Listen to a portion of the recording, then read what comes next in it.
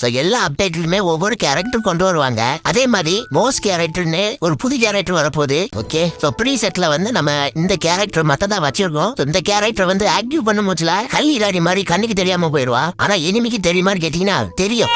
மீதி உள்ள வந்து பாத்துக்கலாம். இப்போ இந்த கேரக்டரோட பவரை போட்டு பார்க்கலாம்.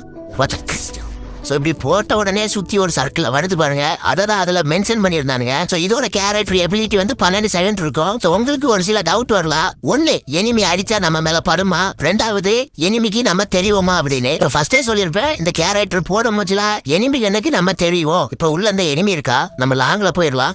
ஸோ லாங்கில் வச்சு நம்ம இந்த கேரக்டர் போடுறோம். ஸோ எனிமிக்கு வந்து இப்போ வந்து இந்த இப்படி இதில் தான் தெரியும். கிட்ட போக போக ஸோ இன்விசிபிலிட்டி கொஞ்சம் ஏறது பார்த்தீங்களா? இப்படி தான் எனிமிக்கு தெரியும். ரொம்ப கிட்ட போயிட்டோம்னா ஸோ இப்படிதான் எனிமிக்கு ரெட் கலர்ல தெரியும். அதே மாதிரி நம்ம மறைஞ்சு இருக்கும் போச்சுல எனிமியால நம்மள சுட முடியுது. சுடுங்களா, நீங்க இருக்கீங்க பாத்தீங்களா? சுட்ட உடனே அந்த கேரக்டர் வந்து அப்படியே போயிருது. இந்த கேரக்டர் எப்படி இருக்குன்னு நீங்களே சொல்லுங்க. வரட்டா?